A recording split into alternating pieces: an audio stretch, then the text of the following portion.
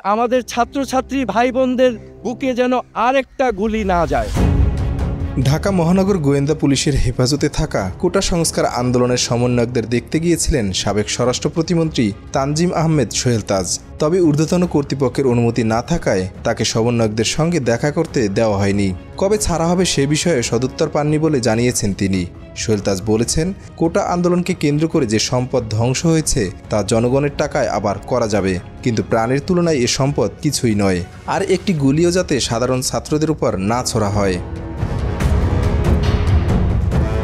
গতকাল বিকাল ৫টার দিকে রাজধানীর মিন্টো রোডে ডিবি পুলিশ কার্যালয়ে প্রবেশ করেন সোহেল তাজ। প্রায় ১.৫ ঘন্টা পর সন্ধ্যা ৭টার দিকে বের হয়ে সাংবাদিকদের মুখোমুখি হন তিনি। বলেন, আমি সরাসরি জিম থেকে চলে এসেছি বিবেকের তাড়নায়। দেশের উপর সবার হক আছে, এজন্য এসেছি। ছাত্রছাত্রীদের বুকে যেন আর একটা গুলিও না করা হয়। আইনশৃঙ্খলা বাহিনীর কাছে অনুরোধ, প্রতিটি প্রাণহানির বিচার করতে হবে। তিনি বলেন, আমি ৩টি প্রশ্ন করেছিলাম হারুন সাহেবকে। একটি প্রশ্ন ছিল সেফ কাস্টডি নাকি গ্রেপ্তার। সেফ কাস্টডি জানানো হলে ৬ সমন্বয়কদের সঙ্গে দেখা করতে চেয়েছিলাম, কিন্তু ঊর্ধ্বতন কর্তৃপক্ষের আদেশের কথা বলে দেখা করতে দেওয়া হয়নি।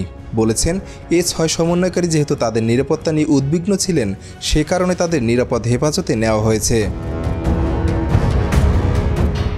সোহেল তাজ আরও বলেন, এ কথা শুনে আমি প্রশ্ন করেছিলাম, আপনারা কিভাবে বুঝলেন তারা তাদের নিরাপত্তা নিয়ে উদ্বিগ্ন? তারা কি আপনাদের জানিয়েছিল, অনুরোধ করেছিল? আমাকে তখন তিনি বলেছেন, না, ওনারা বুঝতে পেরেছেন মনিটরিং করে। সোহেল তাজ বলেন, আমার ৩য় প্রশ্ন ছিল সমন্বয়কদের কখন নিরাপদ হেফাজত থেকে মুক্তি দেওয়া হবে।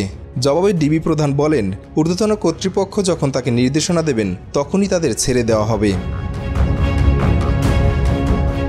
আন্দোলনকারী শিক্ষার্থীদের উদ্দেশ্যে সাবেক স্বরাষ্ট্র প্রতিমন্ত্রী বলেন, এ দেশ তোমাদের, আশা ছাড়া যাবে না, সব সময় অন্যায়ের প্রতিবাদ করতে হবে।